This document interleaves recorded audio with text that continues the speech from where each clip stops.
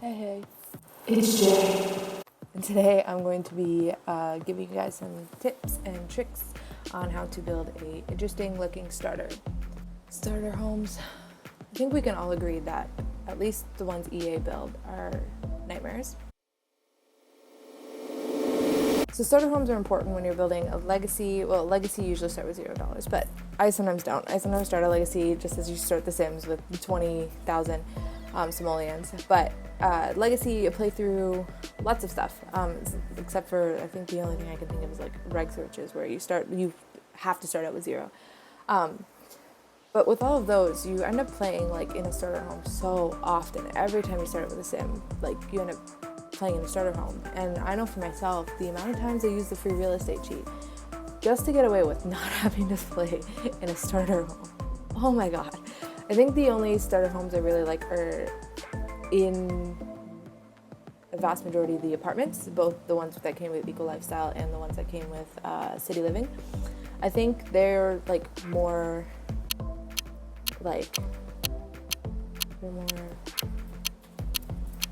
my brain work.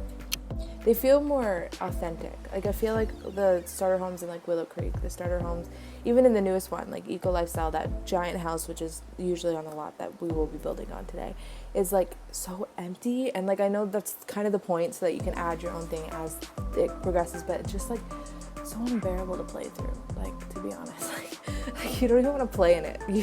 You just want like.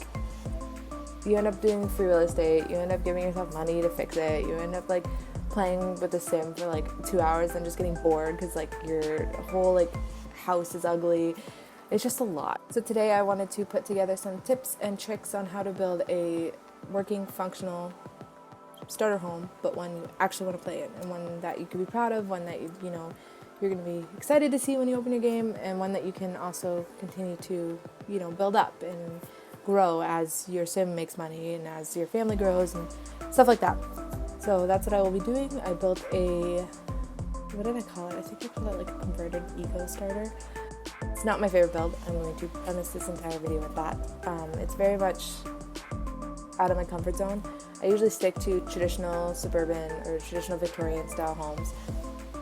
In this one I tried to do more modern, and I'll get into a little bit of that in the video. So yeah, more so than just like creating this amazing build that's like what everybody wants. I just kind of wanted to create a build that was out of my comfort zone, that looked interesting. Even if it's not good, it looks interesting. And kind of go through the tips and tricks that I did or I've learned to make it look as interesting or be more than just a box with the ugliest furniture in the world. So hope you guys enjoy it.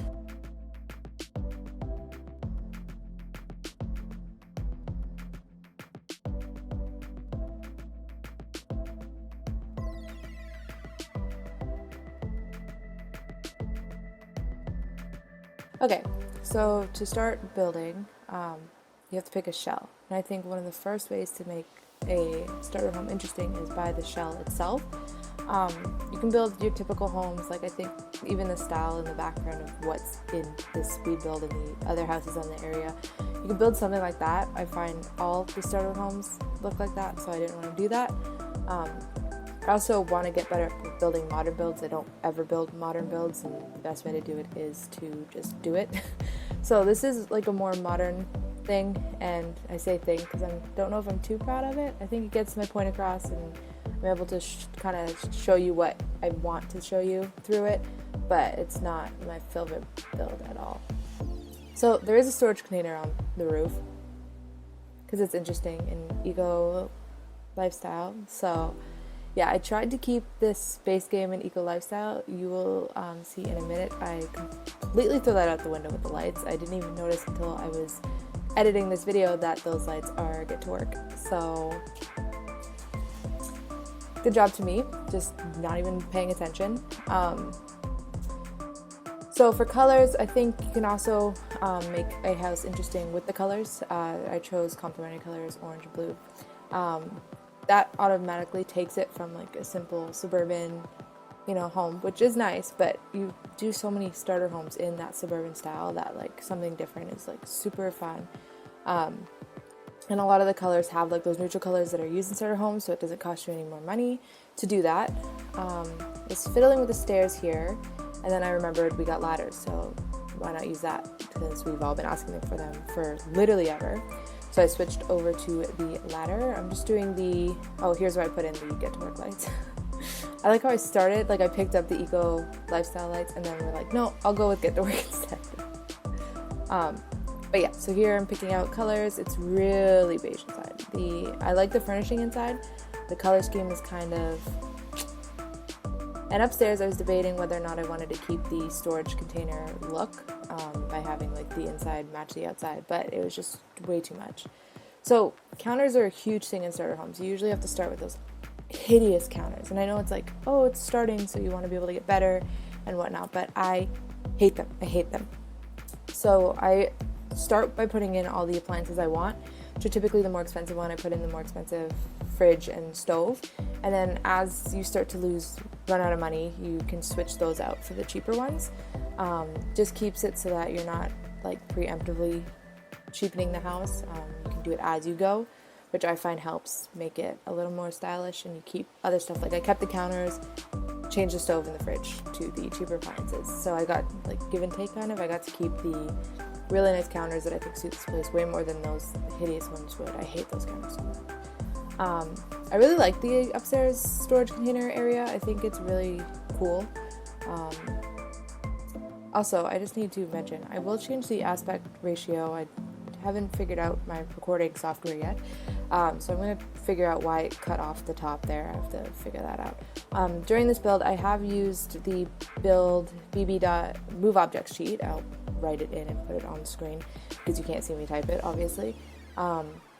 This just allows you to place items anywhere you want. You don't have to confine to the grid. You can move things closer to each other, stuff like that. So it's a really good sheet. Here I'm in the by debug menu. I'll put both sheets that I use up here.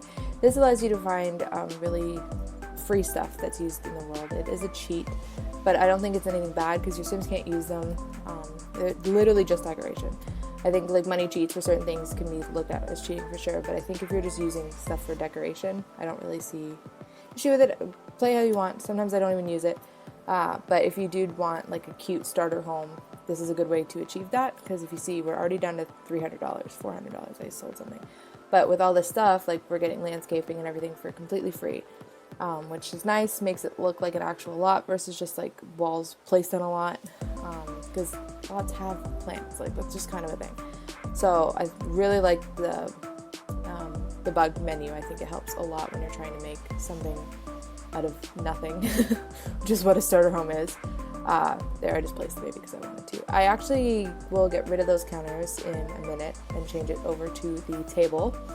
And then here's my first time I'm realizing how little money I have. I can't put a third cabinet there. And I think that's when I switch over the fridge and stove, that's the word, just in order to afford that third cabinet. The fridge is already the cheap one. I switch over the stove. I hate switching over the stove because like there's so many fires when you're first starting, but give and take, give and take. So here I'm literally like, I cut out so much of me just searching through the bug menu. It is a lot. You can't search items. You can't use the eyedropper tool. You literally just have to like keep scrolling and scrolling and scrolling until you find it. So that's the downside to it. But I still really like it. I really like that table. I think it made the whole place more homey and less sterile, which is how it was looking with those white cabinets, or island counters, which is why I changed them. I couldn't afford a second photo here, so I tried to move the whole shipping container one smaller. It didn't work. I'm trying to remember this is where I changed. Yes, this is where I changed the oven, just so I could buy that second photo. I was not willing to survive without it. So here I'm using the Alt place. It's where you hold down the Alt button and you're able to place items with move objects, of course, anywhere you want them. I'm moving the I moved the dresser out of the way so that it wouldn't snap to the place, and I lifted them up.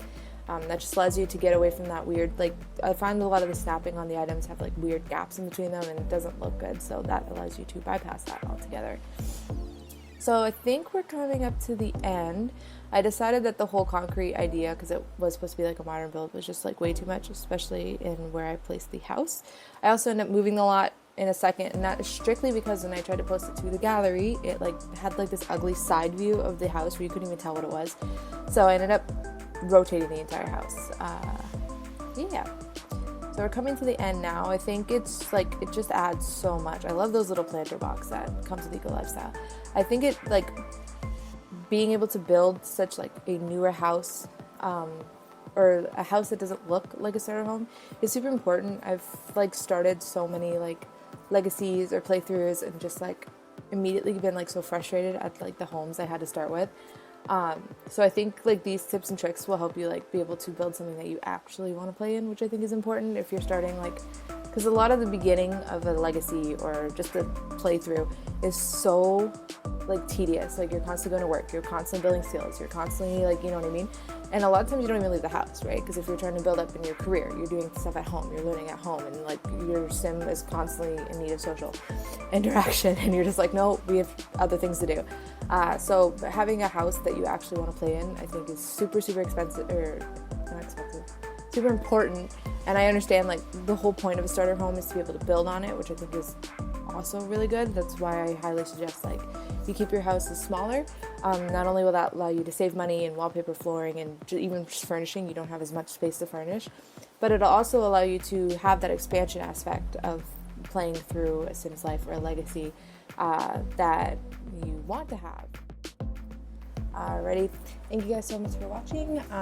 If you guys have any tips and tricks on how to build modern builds, anyone who sees this, tips and tricks on how to build modern builds, please leave them below. I'm like trying so hard to get better at them. I really like looking at modern builds, I like playing in modern builds, and so I really want to get better at them. So I'm going to keep trying to build them, no matter how poorly they turn out.